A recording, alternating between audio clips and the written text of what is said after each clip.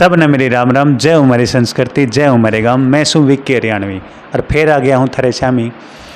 भाई आज थोड़ा सा मुद्दे तक हटके, मैं राजनीति की तरफ बहुत कम गया हूँ। आज मैं थोड़ा सा, क्योंकि देखो 2024 के चुनाव आने लग रहे हैं, तब नुबेरा होना चाहिए कि 2024 में कौन सा बटन तुमने दबाना है। अरे इस खातर मैं थोड़ी सी मदद करूँगा।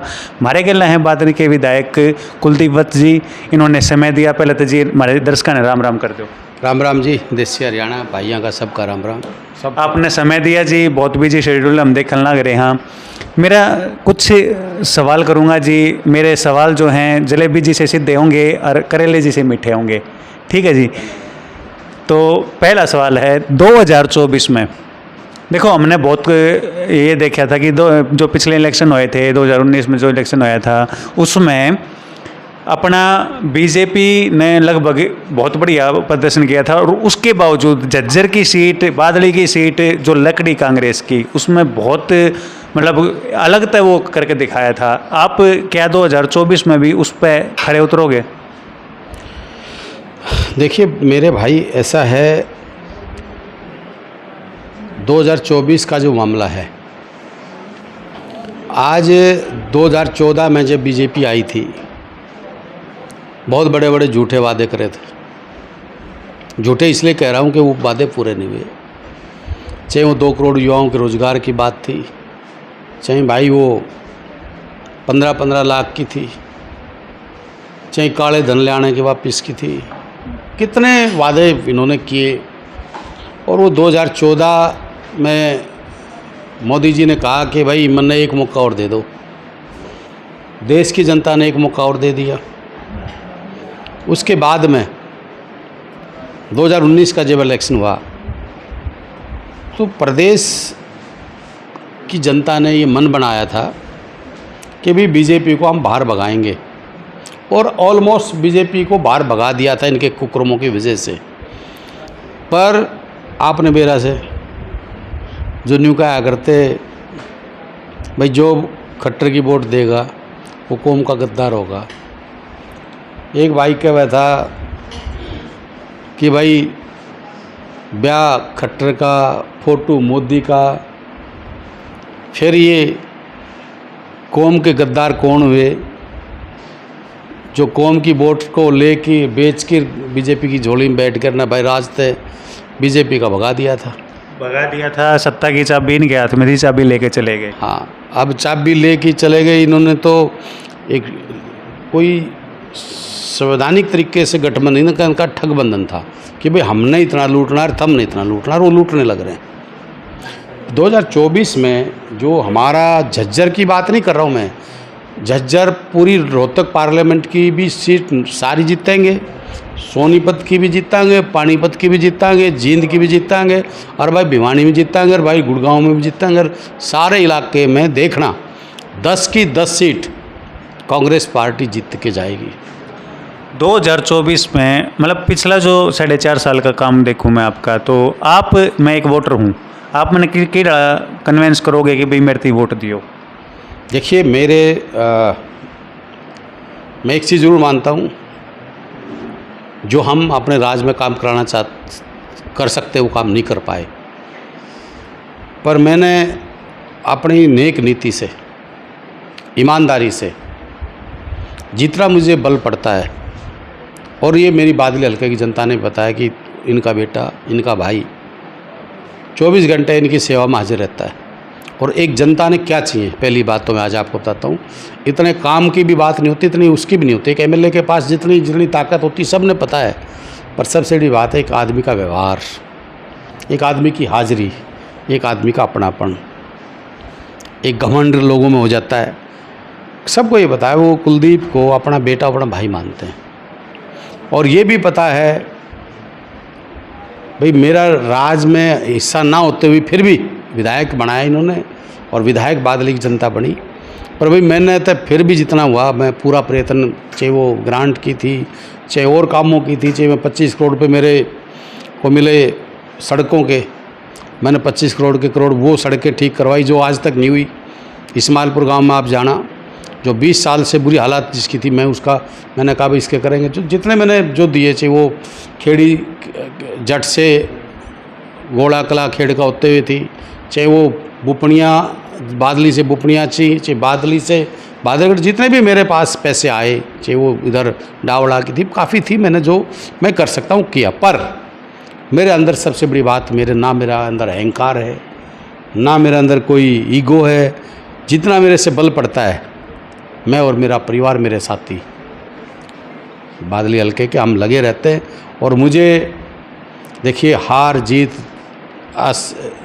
वो मेरे लोगों के हाथ में है। मेरे चाचा ताऊ जो फैसला मुझे देंगे मुझे मंजूर है, पर मुझे ये पता है कि उनके बेटे ने, उनने भी पता है, कोशिश ये की है कि कोई गलती ना करे। मैंने गलती नहीं की कोई, और आगे भी भगवान ने मेरे को दोबारा जन्म दिया। मेरी कोशिश है कि मैं बादली हल्के की जनता को 100 का 100 देने की कोशिश करूं। और जो लॉस हुआ है 10 साल का, पीछे 5 साल मंत्री रहे ओम प्रकाश जी, तब भी कोई विकास कार्य नहीं हुए। जो अब भी ये आपका उनका बेटा, इनका भाई ने पता है, जितेंद्र चौधरी भूपेंद्र हुड्डा मुख्यमंत्री बनेंगे, इनका 100 गुना नहीं 1000 गुना करके बादली हल्के का विकास हो, चाहे रोजगार हो, वो मैं दूंगा। आप चौधरी भूपेंद्र सिंह हुड्डा की बात कर रहे हो, भूपेंद्र सिंह हुड्डा ही चेहरा होंगे।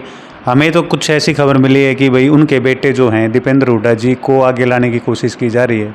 देखिए, दीपेंद्र जी हमारे भविष्य हरियाणा के और बहुत लंबी राजनीतिक रेस के घोड़े हैं।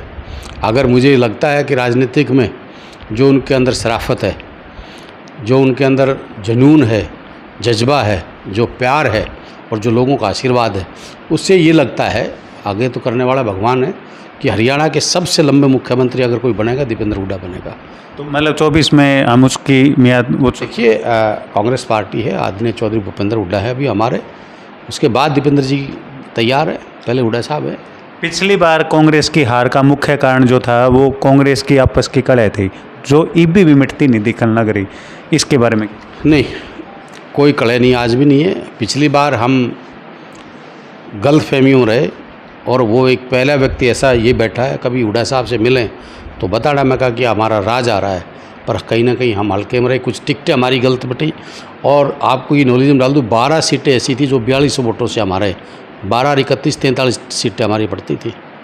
तो कहीं ना कहीं हमारी गलतियाँ रही, उसको हमने दूर किया। पर आप चौधरी भूपेंद्र सिंह हुड्डा के नेतृत्व में, मैंने आज आपको बता रहा हूँ, क्लियर, समझदार ने इशारा काफ़ी रोड खुल गई। इससे बढ़ती मैं क्या कह सकता हूँ, जो हरियाणा का इलेक्शन है चौधरी भूपेंद्र सिंह हुड्डा जी के ही नेतृत्व में है, और आने वाला समय हुड्डा साहब के नेतृत्व में हरियाणा में कांग्रेस की गवर्नमेंट बनने जा रही है। इंडिया की बात करूंगा, इंडिया में आम आदमी पार्टी भी इंडिया का हिस्सा है, लेकिन आम आदमी पार्टी जो कांग्रेस के अलग करने लग रही है, क्या वो सही है? नहीं, बिल्कुल सही नहीं है। शायद हमारे नेताओं ने मेरी बात बुरी लगे। अगर आम आदमी पार्टी के मुख्यमंत्री और ये ऐसे बातें करते हैं, तो मैं कहता हूँ ये इनको गठबंधन में नहीं रखना चाहिए।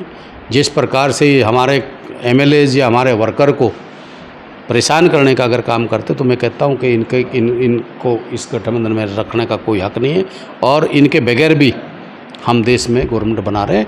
पर मैं, केजरीवाल जी हमारे मुख्यमंत्री हैं और इंडिया के सहयोगी हैं, और भगवत मान जी सहयोगी हैं, वो इस प्रकार की बातें कांग्रेस के वर्करों के या कांग्रेस के MLAs के साथ ना करें।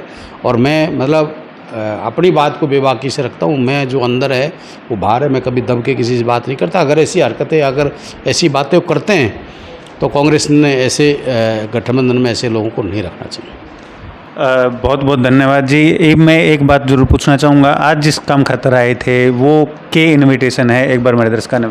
देखिए, 8 तारीख MDU university Rohtak auditorium, Tagore auditorium में ब्राह्मण समाज द्वारा चौधरी भूपेंद्र सिंह हुड्डा जी और भाई दीपेंद्र हुड्डा जी का एक सम्मान समारोह है, और पूरे रोहतक पार्लियामेंट की तरफ से है। मैं सबसे रिक्वेस्ट करता हूँ, सारे बंधु पहुँच के और अपने महबूब नेता आदरणीय भूपेंद्र हुड्डा जी और दीपेंद्र जी का जो स्वागत आपने रखा वो अच्छे तरीके से करें। और मेरी अपील है कि 8 तारीख को आप अवश्य पहुँचें।